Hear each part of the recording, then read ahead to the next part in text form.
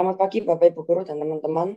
Hari ini saya akan mempresentasikan tentang laporan karya ilmiah yang saya dapatkan dari dasar pustaka www.indozone.id.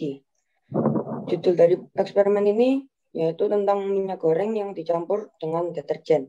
Tujuannya ingin mengamati apakah minyak goreng yang dicampur dengan deterjen dapat menyatu. Alat dan bahannya yaitu mangkok, sendok, dan whisk. Bahan dari eksperimen ini yaitu minyak goreng, deterjen sunlight, dan air. Dasar teorinya, pada dasarnya minyak goreng dengan air tidak bisa disatukan.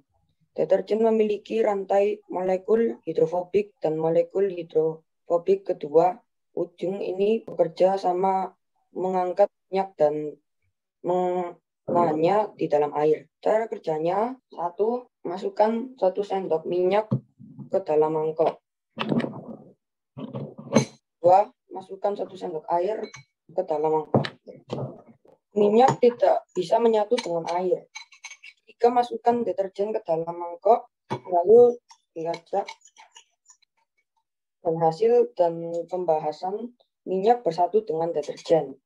Warnanya menjadi putih dan bau dari minyaknya sudah tidak terasa tetapi lebih terasa ke deterjennya. Seperti ini. Kesimpulan dari eksperimen ini yaitu air dicampur dengan minyak goreng tidak bisa bersatu, tapi sunlight dicampur dengan minyak bisa bersatu dan berubah warna karena deterjen mengandung surfaktan, filter, dan aditif. Demikian eksperimen yang saya tunjukkan. Tuhan Yesus memberkati. Selamat siang Ibu Guru dan teman-teman. Pada siang hari ini saya mau menunjukkan sebuah eksperimen yang berjudul pengujian karbohidrat dalam mie instan. Tujuannya adalah untuk mengetahui bahwa mie instan memiliki karbohidrat yang sangat tinggi dan sangat berbahaya jika dikonsumsikan setiap hari. Mie instan adalah mie yang dapat dipersiapkan untuk konsumsi hanya dengan menambahkan air panas, dan zat yang berada di mie instan adalah 219 kalori yang mengandung 14% lemak, 73% karbohidrat, dan 13% protein. 3,3 gram total lemak, 40,02 gram karbohidrat, 7,22 gram protein, 46 mg kolesterol, 378 mg sodium, vitamin A 1%, dan kalsium 2%. Betadine adalah suatu antiseptik yang dipergunakan sebagai disinfektan pada kulit sebelum dan sesudah pembedahan. Betadine merupakan bahan organik berbahan aktif polivinil pirolidon yang merupakan kompleks iodine yang larut dalam aktif dalam air. Betadine bekerja dengan cara menghambat pertumbuhan serta membunuh bakteri, virus, dan jamur penyebab infeksi. Karbohidrat adalah zat gizi sumber energi yang penting bagi makhluk hidup. Hal ini dikarenakan molekulnya menyediakan unsur karbon yang siap digunakan oleh sel. Karbohidrat adalah senyawa sumber energi utama bagi tubuh. Salah satu atau beberapa senyawa kimia termasuk gula pati dan serat yang mengandung atom C, H, dan O dengan rumus kimia CnH20n. Kira-kira 80% kalori yang didapat tubuh berasal dari karbohidrat. Senyawa karbohidrat menyumbang sebanyak 70-80% sumber energi untuk aktivitas manusia. Reaksi terhadap betadine itu akan memberikan efek pewarnaan. Namun sekali lagi reaksi kimiawi ini tidaklah berbahaya. Alat dan bahan yang diperlukan adalah alat, yang terutama gelas. Keduanya adalah sendok. Bahan yang diperlukan adalah yang pertama betadine, kedua mie instan, dan terakhirnya adalah air. Cara kerjanya adalah pertama, masukkan air ke dalam gelas. Kedua, tuangkan beberapa tetesan betadine ke dalam air. Ketiga, masukkan mie instan ke dalam gelas tersebut. Keempat, menunggu mie instan sampai berubah warna menjadi biru tua. Kelima, ambillah mie instan jika sudah berubah warna menjadi biru tua. Mie instan akan berubah warna menjadi biru tua jika diberi betadine karena mie instan memiliki karbohidrat yang cukup tinggi yang sama seperti nasi atau singkong. Semua bahan makanan tersebut sama-sama mengandung zat bahan amlium. Zat yang mengandung bahan amlium akan berubah warna menjadi biru tua jika diberi betadine. Kesimpulan dari eksperimen tadi adalah larutan Lugol pada betadine dapat digunakan sebagai penguji karbohidrat pada mie instan. Terima kasih sudah mendengar dan melihat eksperimen saya. Tuhan Yesus memberkati. Selamat siang Bapak Ibu Guru dan teman-teman. Hari ini saya akan melakukan sebuah percobaan, yaitu mencampur minyak dengan air. Tujuannya agar kita bisa mengetahui apakah minyak dan air dapat tercampur. Dasar teori, minyak memiliki massa jenis yang lebih ringan dibanding dengan air, sehingga minyak berada di atas air. Sedangkan air memiliki massa jenis yang lebih berat daripada minyak, sehingga air berada di bawah minyak. Alat dan bahan. Alat yang kita butuhkan adalah corong, gelas pengukur, botol plastik, dan juga stik. Bahan, minyak, pewarna makanan, dan air. Cara kerja. Pertama-tama, tuang air ke dalam gelas pengukur 100 ml. Lalu tuang air 100 ml ke dalam gelas. Lalu kita tambahkan 2-3 tetes pewarna makanan. Lalu kita aduk dengan stik. Lalu kita tuang ke dalam botol plastik dengan menggunakan corong. Lalu kita tambahkan minyak dengan 100 ml juga. Lalu kita tuang ke dalam botol plastik. Lalu kita tutup dan kita kocok. Kita akan tunggu reaksinya selama beberapa menit. Hasil dan pembahasan. Minyak dan air tidak dapat tercampur meskipun kita telah mengocoknya. Karena molekul yang ada di dalam air, ikatannya sangat kuat satu dengan yang lain. Sehingga mereka tertarik dengan molekulnya sendiri. Begitupun dengan minyak. Ikatan molekul dalam minyak juga sangat kuat. Kesimpulan, jadi minyak dan air tidak dapat tercampur meskipun kita kocok.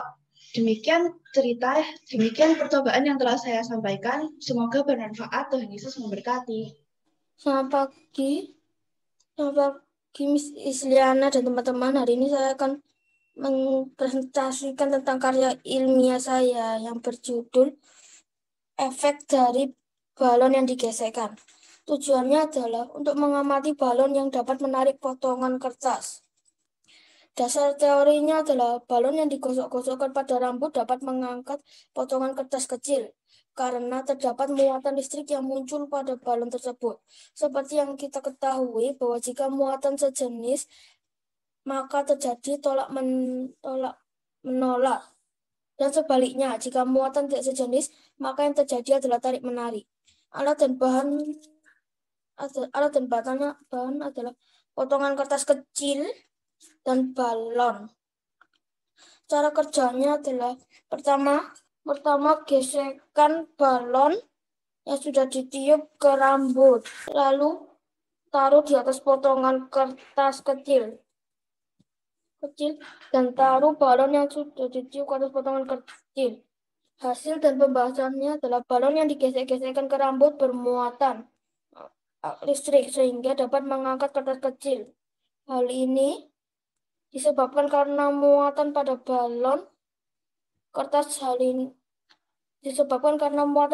tidak sejenis, sehingga dapat saling tarik-menarik.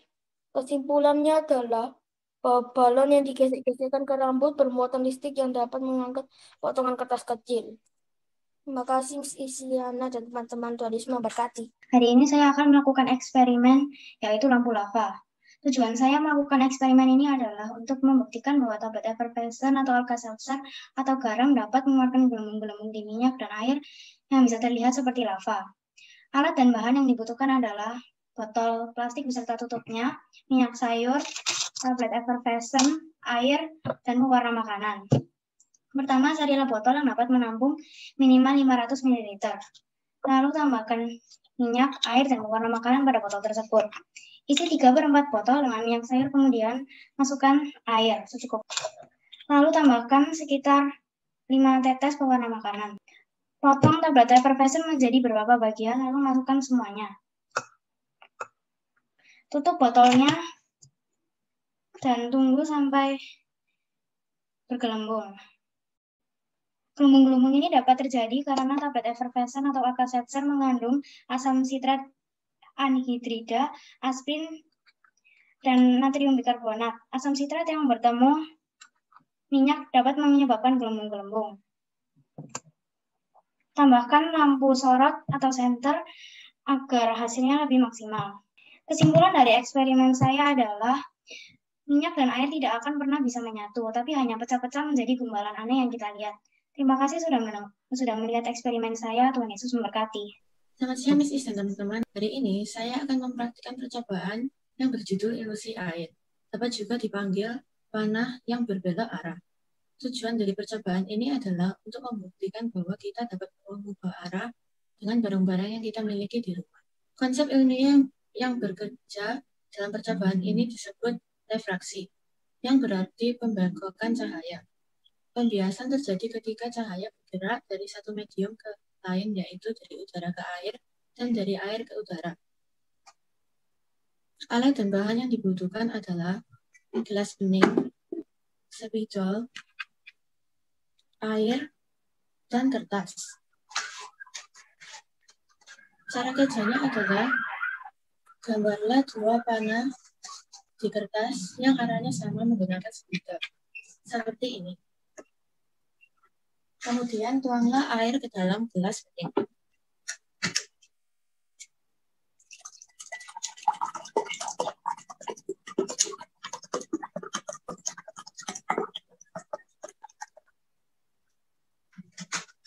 Jika sudah, letakkan gelas di depan panah gambar panah.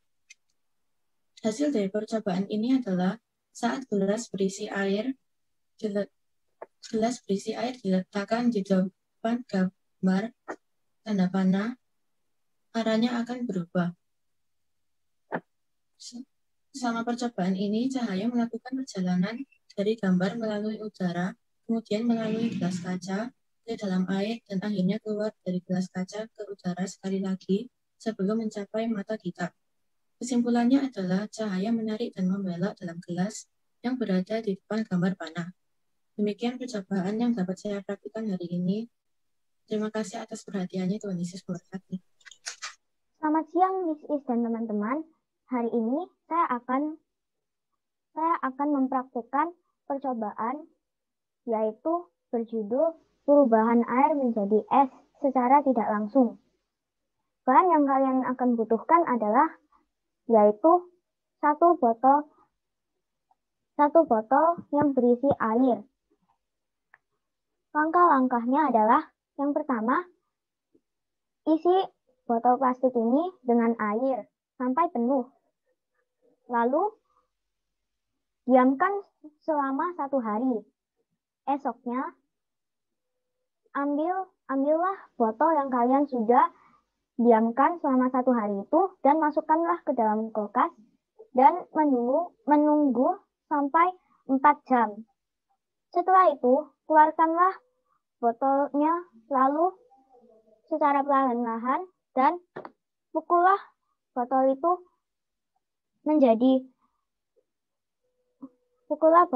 itu dengan keras atau mengkocoknya dengan keras.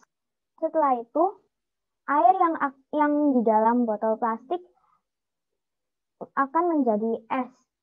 Tetapi di sini percobaan saya gagal, tetapi saya bangga karena bisa melakukan percobaan ini. Nah, hasil dan pembahasannya adalah udara yang dingin merubah air di dalam botol. Air di dalam botol itu menjadi air dingin karena suhu itu kurang dingin.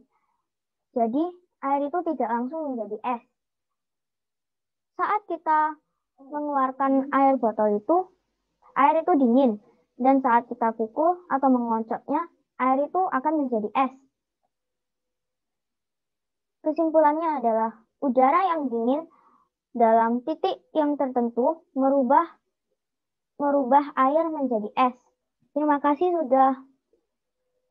sudah melihat saya mempraktikkan dan mencoba percobaan ini.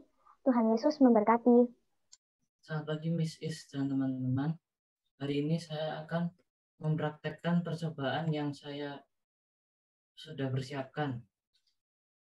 Judul dari percobaan ini adalah percobaan cahaya yang merambat lurus. Tujuan dari percobaan ini adalah mengamati cahaya yang melambat lurus, bahan, senter, dan kotak sepatu. Cara kerja, lubangi kotak sepatu dua sisi, lalu cari ruangan yang gelap, lalu senter pada satu lubang, lalu akan terjadi cahaya. Cahayanya akan menembus sesuai lubang yang kalian bentuk. Kesimpulan dari cahaya dapat merambat lurus. Ulangi dari kesimpulan. Nando, ulangi dari kesimpulan. Kesimpulan yang dapat saya ini gitu, agak mundur. Kesimpulan yang saya dapatkan adalah cahaya dapat merambat lurus. Selamat siang Bapak, Ibu Guru, dan teman-teman. Hari ini saya akan menganalisis percobaan mengenali warna primer dan warna sekunder. Tujuan dari dilakukannya percobaan ini adalah untuk mengetahui hasil pencampuran dua warna primer. Dasar teori, warna adalah spektrum tertentu dalam suatu cahaya sempurna. Warna dibedakan menjadi dua, yaitu warna primer dan warna sekunder. Warna primer. Warna primer menurut teori warna pigmen dari Brewster adalah warna-warna dasar. Warna primer terdiri dari warna merah, kuning, dan biru. Warna sekunder adalah warna campuran dari warna-warna primer dengan proporsi 1:1. Contohnya, warna hijau adalah warna campuran dari warna kuning dan warna biru. Alat dan bahan yang dibutuhkan, yang pertama, kuas air, kedua, wadah tempat menaruh air, ketiga, air, dan keempat, zat air. Langkah kerjanya, yang pertama, tuangkan air ke dalam wadah air. Yang kedua, teteskan zat air berwarna biru. Ketiga, teteskan zat air berwarna kuning. Aduk mereka sampai merata.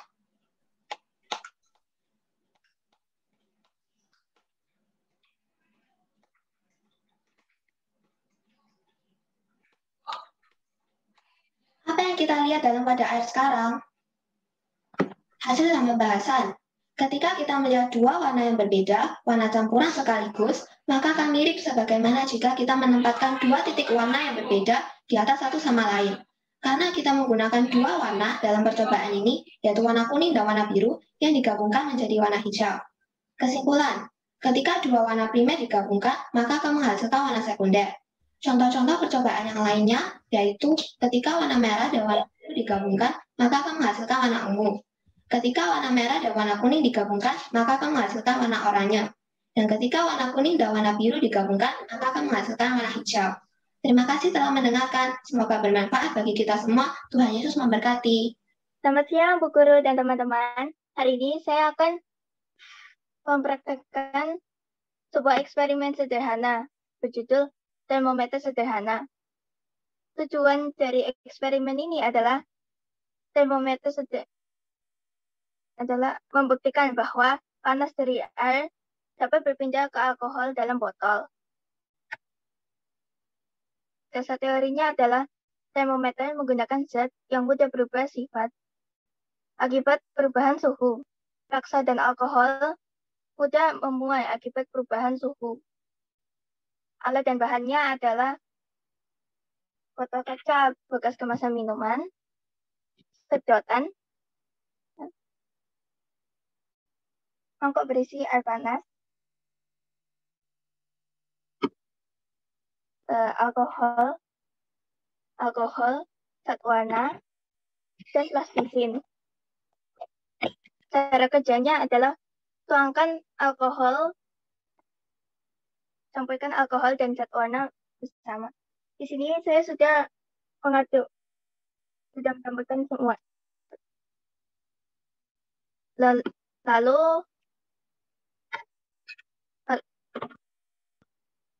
masukkan alkohol yang berwarna ini ke dalam botol. Habis itu, kita tutup botolnya dengan lilin mainan. Nah, kayak begini. Pastikan pastikan ditutupnya harus rapat. Lalu masukkan ke dalam mangkok berisi air panas. Dan kita tunggu untuk beberapa menit.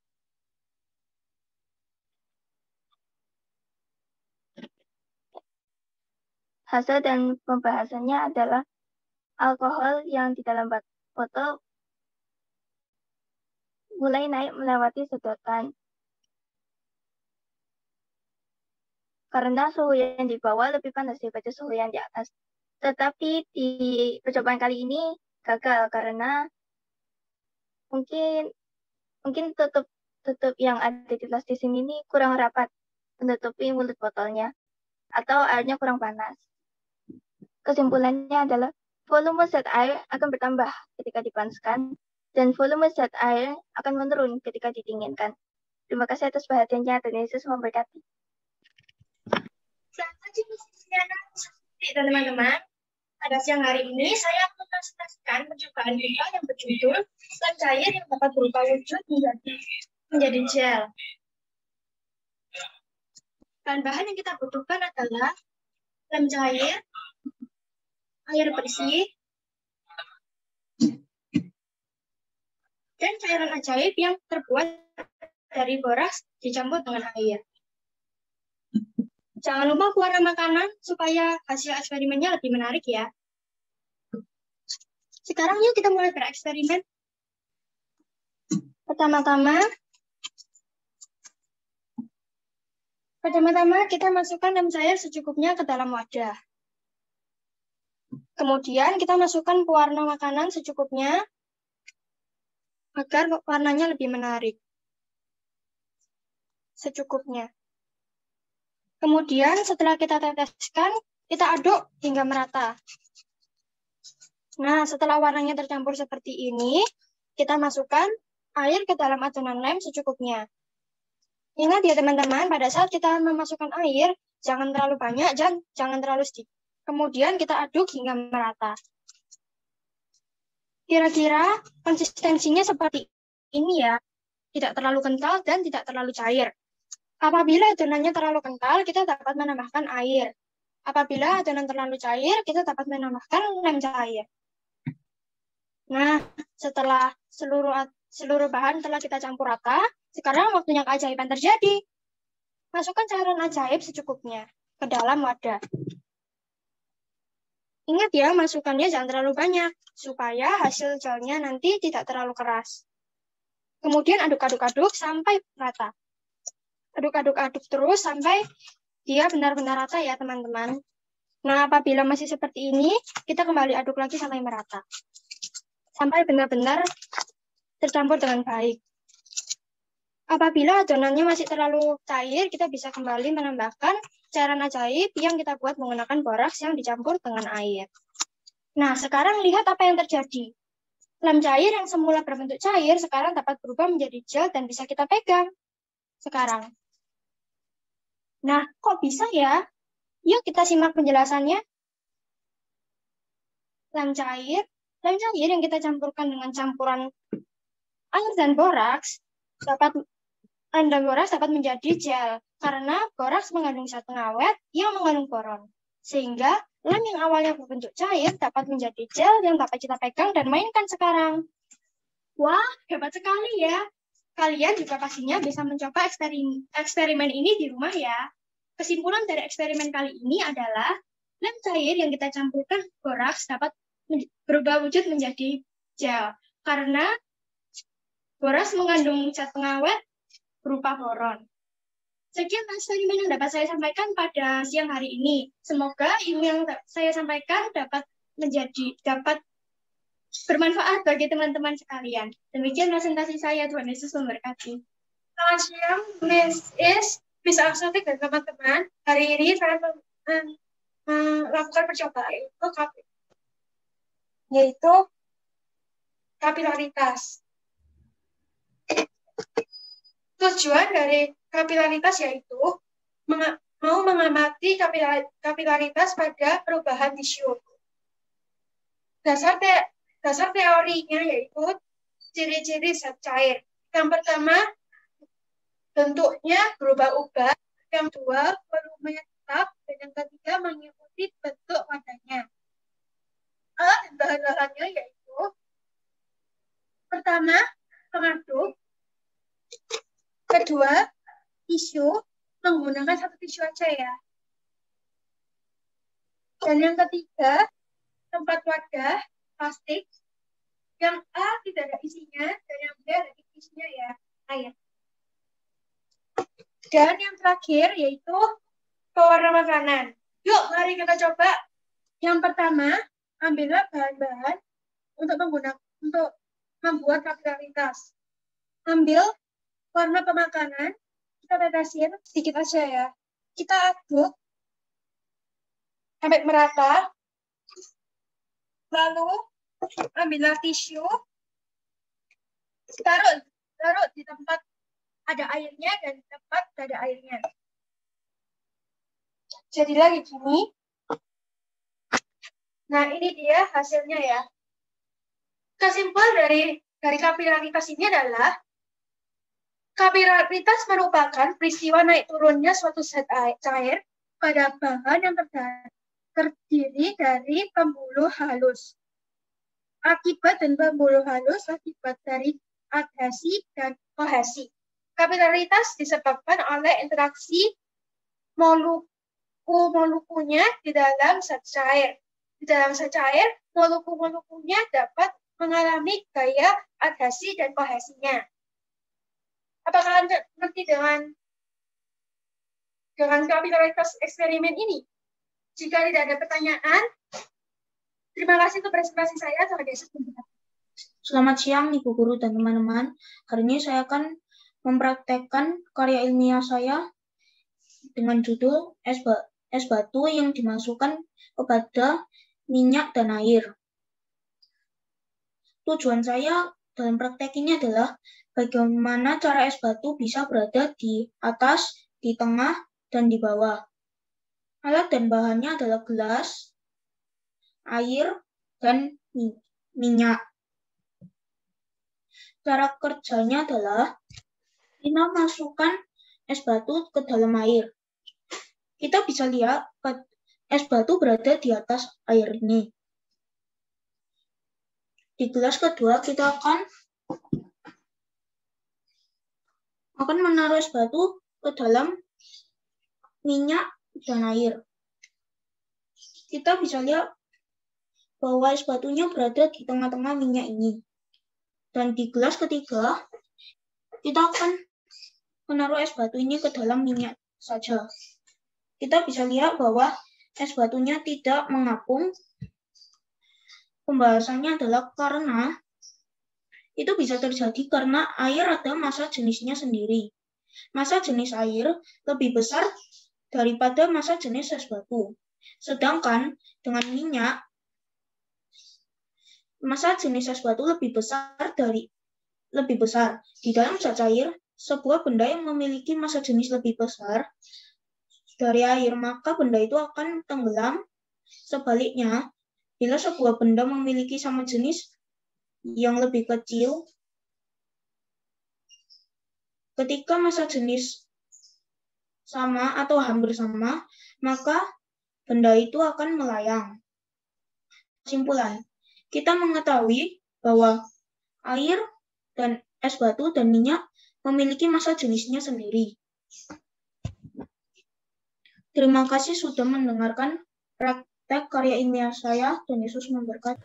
Selamat pagi Bapak, Ibu Guru, dan teman-teman. Hari ini saya akan mempraktekkan karya ilmiah yang berjudul air berwarna yang merambat pada kain. Tujuannya yaitu untuk melihat apakah air berwarna dapat merambat pada kain.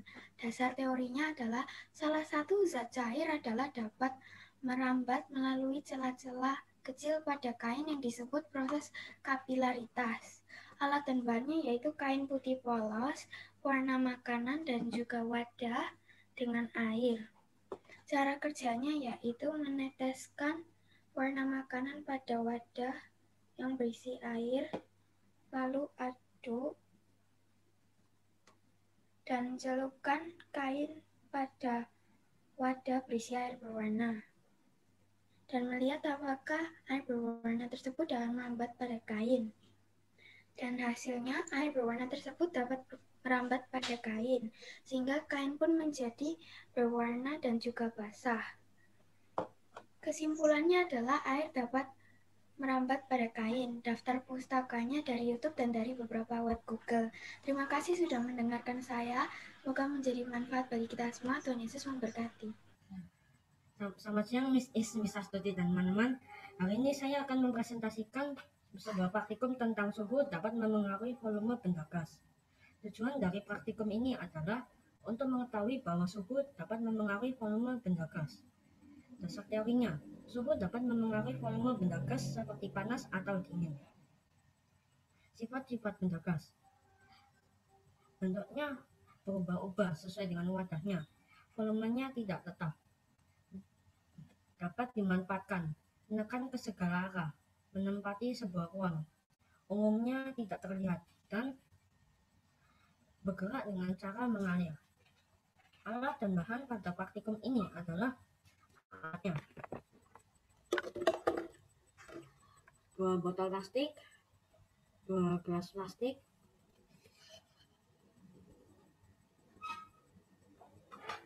1 buah mangkok dan 1 buah sendok makan.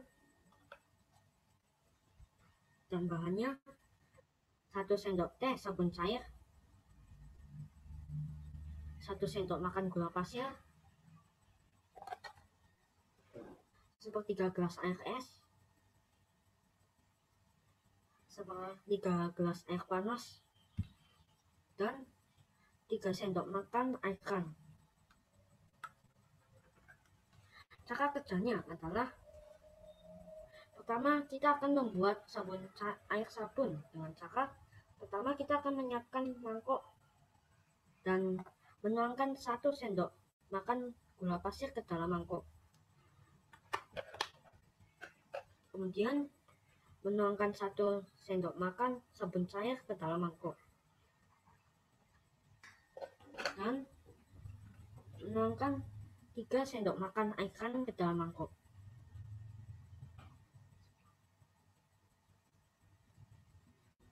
Lalu kita akan mengaduk semua bahan hingga larut.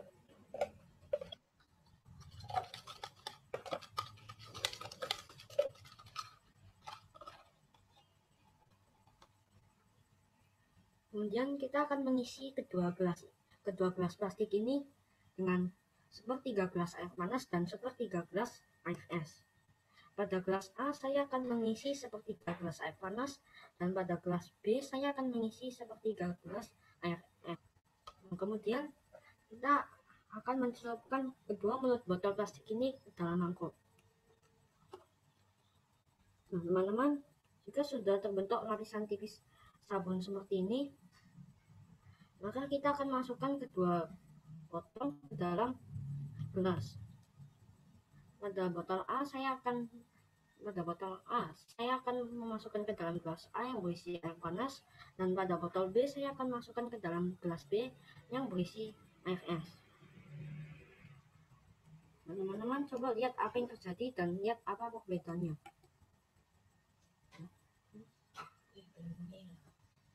Nah, teman-teman, pada percobaan kali ini gagal.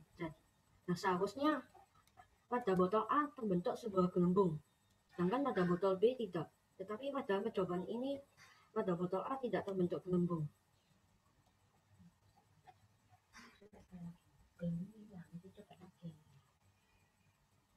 Teman-teman, mengapa bisa terbentuk gelembung sabun pada botol yang dimasukkan ke dalam gelas panas, sedangkan tidak terbentuk gelembung sabun pada botol yang dimasukkan ke dalam gelas yang berisi air es? Jadi, pada saat botol A dimasukkan ke dalam gelas A yang berisi air panas, maka molekul-molekul udara pada botol menjadi lebih panas, sehingga bergerak lebih cepat, dan udaranya menekan lapisan tipis sabun pada mulut botol. Udara di dalam botol menekan lebih kuat daripada udara di luar botol, sehingga terbentuklah gelembung sabun. Ini juga bisa kita sebut dengan mengembang. Sedangkan pada saat botol B dimasukkan ke dalam gelas B yang berisi AFS, maka molekul-molekul udara di dalam botol menjadi lebih dingin, sehingga bergerak lebih lambat. Tekanan udara di dalam botol menjadi lebih kecil daripada tekanan udara di luar botol. Akibatnya, udara di luar botol menekan lapisan tipis sabun pada mulut botol, sehingga gelembung sabun mengecil dan mengarah ke dalam mulut botol. Ini juga bisa kita sebut dengan menyusut. Jadi kesimpulannya, ketika udara atau gas dipanaskan, maka volume atau ruang yang ditempatinya akan bertambah besar. Sedangkan ketika udara atau gas didinginkan, maka volume atau ruang yang ditempatinya akan bertambah kecil. Praktikum ini diambil dari komik Science Quark Rahasia di Bawah Pohon, level 3, edisi 4 tahun XII. Demikian praktikum yang saya presentasikan. Terima kasih telah mendengarkan, dan Yesus memberkati. Selamat siang Ibu Guru dan teman-teman. Hari ini saya akan melakukan percobaan yang berjudul Pembangkit Listrik Sederhana, yang bertujuan untuk menghasilkan listrik dari magnet. Dasar teorinya adalah, di sekitar magnet terdapat medan magnet, yang di dalamnya terdapat garis gaya. Ketika garis gaya berpotongan dengan konduktor secara terus-menerus, maka listrik akan mengalir di dalam konduktor tersebut. Alat dan bahan yang digunakan adalah magnet, botol aqua bagian bawahnya saja, tusuk sate, kawat tembaga,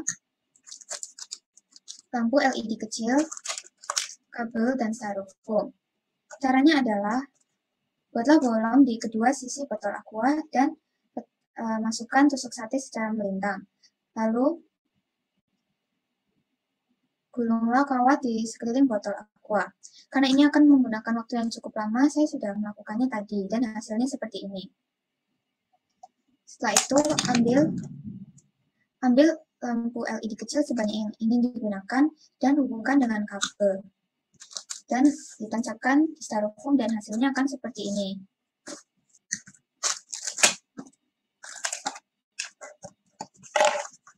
Lalu letakkan magnet di tengah-tengah tusuk sate.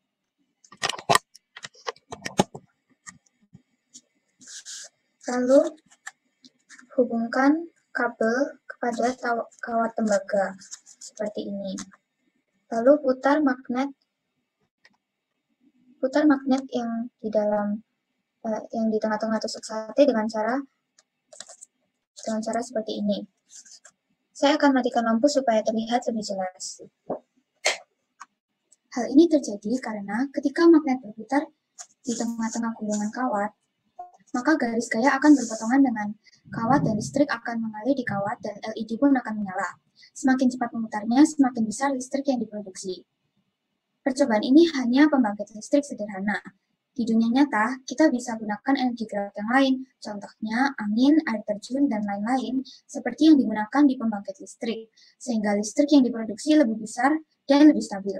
Kesimpulannya adalah, listrik bisa dihasilkan dengan menggunakan magnet dan energi gerak. Terima kasih atas perhatiannya, Tuhan Yesus memberkati. Selamat siang Ibu Guru dan teman-teman. Hari ini saya akan berpresentasi tentang eksperimen yang berjudul UBLAK. Tujuan saya dalam melakukan eksperimen ini adalah untuk melihat berubahnya benda padat ke benda cair dan benda cair berubah menjadi benda padat. Dasar teori dari UBLAK adalah jika UBLAK diremas atau diberi tekanan fisik, maka UBLAK akan terasa seperti benda padat. Namun jika kita memegang UBLAK dengan perlahan-lahan, maka UBLAK akan terasa seperti bubur yang kental. Alat dan bahan yang kita perlukan untuk melakukan eksperimen ini adalah wadah, sendok, tepung maizena, dan juga air. Untuk melakukan eksperimen ini, kita masukkan tepung maizena ke dalam wadah. Lalu kita masukkan air dan aduk hingga rata. Sekarang, jika kita ambil cairan UBLAK dan kita remas, maka UBLAK akan terlihat seperti benda padat. Namun, jika kita biarkan di atas tangan kita, UBLAK akan kembali menjadi cair. Dari sini kita dapat menyimpulkan bahwa benda padat dapat berubah menjadi benda cair, dan benda cair dapat berubah menjadi benda padat. Terima kasih telah mendengarkan dan melihat presentasi saya. Tuhan Yesus memberkati. Selamat siang semuanya. Hari ini saya akan mempresentasikan karya ilmiah yang berjudul Perbedaan Plastik Tipis dan Plastik Tebal. Tujuan saya adalah mencari tahu perbedaan plastik tipis dan plastik tebal. Plastik terbuat dari zat polimer. Zat polimer hanya bergeser, tidak rusak. Plastik juga terbuat dari biji plastik. Semakin tebal plastik yang akan dibuat, komponen plastik tersebut juga semakin banyak. Bahan baku pembuatan benda ini adalah biji plastik. Biji plastik biasanya berupa butiran berwarna bening dan berbahan dasar kimia yang bernama styrene monomer. Alat dan bahan yang diperlukan adalah air, plastik tebal, dan tipis. Cara kerjanya adalah mengisi plastik tebal dan tipis dengan air. Lalu mengambil pensil dan menusukkannya ke plastik yang tebal dan yang tipis. Di sini plastik yang tebal tidak akan bocor saat ditusuk pensil. Di sini plastik yang lebih tipis akan bocor jika ditusuk oleh pensil. Hasilnya adalah plastik yang tebal tidak bocor saat ditusuk karena komponennya yang banyak. Tetapi plastik yang tipis akan bocor jika ditusuk karena komponennya lebih sedikit sehingga permukaan plastik menjadi tipis. Kesimpulannya adalah plastik yang tebal tidak bocor saat ditusuk pensil karena permukaannya yang tebal dan komponennya yang banyak. Terima kasih sudah mendengarkan presentasi saya. Tuhan Yesus memberkati. Selamat siang Bapak Ibu Guru dan teman-teman. Hari ini saya akan melakukan eksperimen merica berlarian. Untuk melakukan eksperimen ini, kita akan memerlukan merica, sabun cuci piring, susu, dan sebuah mangkok. Langkah pertama untuk melakukan eksperimen ini adalah untuk menuangkan susu secukupnya pada mangkok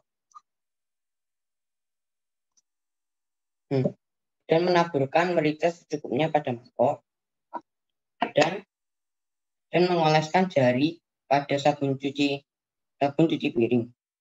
Langkah terakhir untuk melakukan eksperimen ini adalah untuk mencelupkan jari pada mangkok.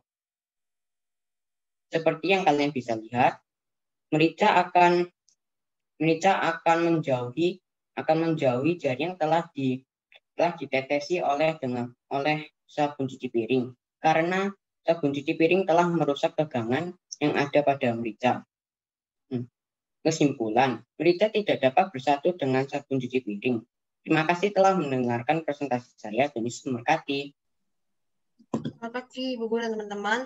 Hari ini saya akan mempresentasikan tentang laporan ilmiah. Judulnya adalah percobaan sifat-sifat magnet. Tujuan untuk lebih lagi mempelajari sifat-sifat magnet, bagaimana bisa terjadi gaya tarik-menarik dan tolak-menolak. Dan ini kekuatan magnet. Dasar teori magnet adalah sebuah material yang memiliki kemampuan menarik besi atau baja. Magnet dapat dibedakan menjadi magnet alami dan magnet buatan. Magnet alami sesungguhnya telah dikenal oleh sejak dahulu, terutama di kalangan orang-orang Magnesia. Beranggapan bahwa batu magnet yang ditemukan tersebut memiliki kekuatan yang supernatural. Magnet yang digunakan oleh bangsa Yunani dan Cina disebut sebagai magnet alam karena magnet tersebut ada tanpa proses pembuatan. Selain itu juga ditemukan secara alami. Magnet bumi termasuk magnet alam. Magnet buatan adalah magnet yang sengaja dibuat oleh manusia. Magnet buatan dapat dibuat dari besi, baja, atau campuran logam lainnya. Bentuk magnet buatan yang biasa ditemukan yaitu magnet yang bentuk batang, magnet silinder, magnet jarum, dan magnet ladam. Cara kerja. Magnet yang memiliki kutub yang berbeda akan saling tarik-menarik. Magnet yang memiliki dan bahan magnet, klip kertas, biji mur, dan gelas kaca. Cara kerja magnet yang memiliki kutub yang berbeda akan saling tarik-menarik. Magnet yang memiliki kutub yang sama akan saling tolak-menolak. Magnet kita masukkan ke dalam gelas kaca dan magnet mendekati kaca akan mengikuti magnet. Karena magnet dapat menembus benda tertentu. Hasil dan pembahasan. Magnet yang memiliki kutub yang sama akan tolak-menolak, tetapi magnet yang memiliki kutub yang berbeda akan tarik-menarik. Dan magnet memiliki gaya yang dapat menembus benda tertentu. Sumbernya adalah buku Mengapa Begini dan internet. Demikian presentasi saya, Tuhan Yesus memberkati. Selamat pagi Ibu Guru dan teman-teman. Hari ini saya akan melakukan percobaan jagung menari yang bertujuan untuk membuktikan bahwa campuran cuka dan baking soda menghasilkan karbon dioksida. Kita menggunakan cuka dan baking soda dalam kehidupan sehari-hari. Cuka dan baking soda memiliki kandungan yang berbeda. Cuka mengandung asam asetat, asam etanoat, dan asam cuka. Sedangkan baking soda bersifat basa. Karbon dioksida adalah senyawa kimia yang terdiri dari 2 atom oksigen dan 1 atom karbon. Karbon dioksida berbentuk gas di dalam atmosfer bumi. Untuk melakukan percobaan ini, kita memerlukan gelas, sendok, air secukupnya, baking soda, cuka, dan jagung kering. Mari kita mulai percobaannya. Pertama, siapkan gelas. Kita masukkan air. Lalu masukkan cuka. Lalu kita masukkan jagung kering. Setelah itu kita masukkan baking soda. Mari kita lihat apa yang akan terjadi. Jagung yang ada di dalam gelas terlihat seperti menari-nari. Hal itu terjadi karena campuran cuka dan baking soda menghasilkan karbon dioksida. Gas karbon dioksida tidak dapat kita lihat, tetapi dalam percobaan ini kita dapat melihatnya dalam bentuk gelembung. Gelembung yang terbentuk lebih ringan dari air, sehingga gelembung yang melekat pada jagung membuat jagung terangkat ke permukaan. Dan ketika gelembung meletus, jagung akan kembali ke dasar. Dan seterusnya. Kesimpulan yang saya dapatkan adalah campuran cuka dan baking soda terbukti menghasilkan karbon dioksida. Hal itu dibuktikan dari adanya gelembung yang membuat jagung naik ke permukaan dan kembali ke dasar. Terima kasih telah mendengarkan percobaan saya. Tuhan Yesus memberkati. Selamat pagi, Bu Guru. Ini saya akan melakukan eksperimen balon cuka dan baking soda. Tujuan saya melakukan eksperimen ini adalah untuk melihat reaksi cuka dan baking soda serta mengamati reaksi jika cuka dan baking soda berinteraksi, mereka akan melakukan reaksi kimia yang menghasilkan karbon dioksida. Bahan yang kita gunakan adalah air, cuka, dan baking soda. Alat yang kita perlukan adalah botol, corong, dan balon. Langkah pertama kita isi botol plastik dengan perbandingan 1/4 cup cuka dan perbandingan 1/4 cup air. Lalu kita kocok. Langkah kedua adalah isi balon dengan baking soda dengan corong. Langkah ketiga adalah dengan tanpa menjatuhkan baking soda, pasang balon penutup botol.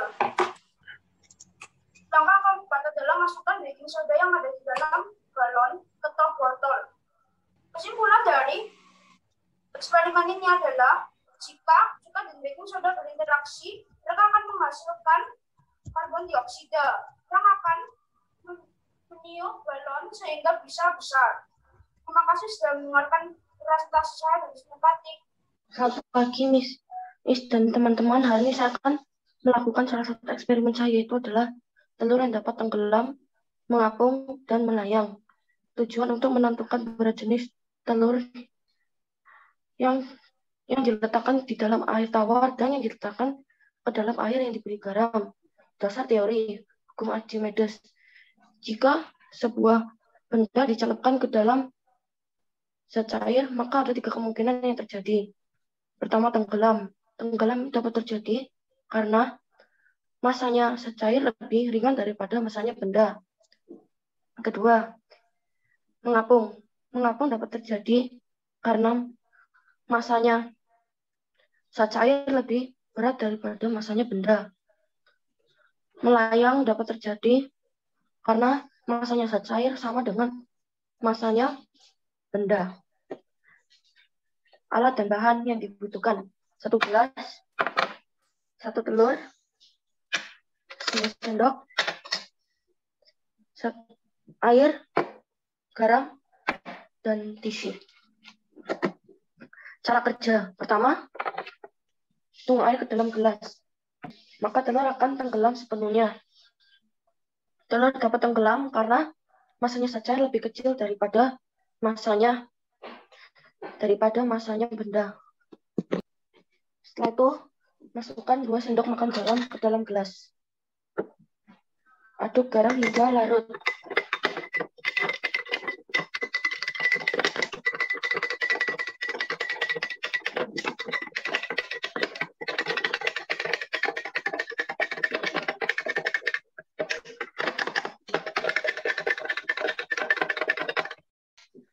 Maka telur akan mengapung. Telur dapat mengapung karena masanya zat cair lebih besar daripada masanya benda. Setelah itu, tuang air sedikit demi sedikit. Maka telur akan melayang. Telur dapat melayang karena masanya zat cair sama dengan masanya benda. Kesimpulan, telur dapat melayang dan mengapung jika dimasukkan ke dalam air yang telah dilarutkan dengan garam. Jika dilarutkan ke dalam air yang telah dilarutkan dengan garam, karena garam dapat menambah masanya zat cair, sehingga telur dapat melayang dan mengapung. Demikian presentasi saya. Tuhan Yesus memberkati. Selamat pagi Bu Guru dan teman-teman. Hari ini saya akan memperhatikan percobaan yang berjudul air tidak tumpah. Tujuan dari percobaan ini adalah untuk menguji tekanan air. Tekanan hidrostatis merupakan tekanan yang dikarenakan air yang tidak bergerak atau hanya diam di suatu kedalaman tertentu. Tekanan yang diberikan zat cair pada kesetimbangan karena pengaruh gaya gravitasi. Gaya gravitasi menyebabkan partikel-partikel zat cair akan menekan partikel-partikel lain di bawahnya. Begitu juga dengan partikel-partikel lain di bawahnya akan saling menekan hingga ke dasar zat cair.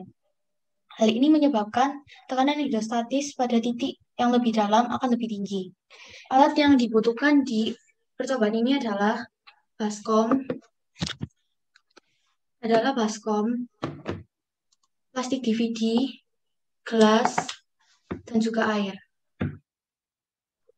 Pertama, siapkan alat dan bahan. Lalu isi gelas dengan air sampai penuh. Setelah itu, tempatkan plastik DVD di atas gelas.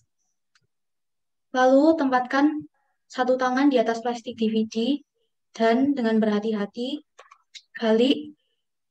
balik gelas hingga plastik DVD ada di bawah.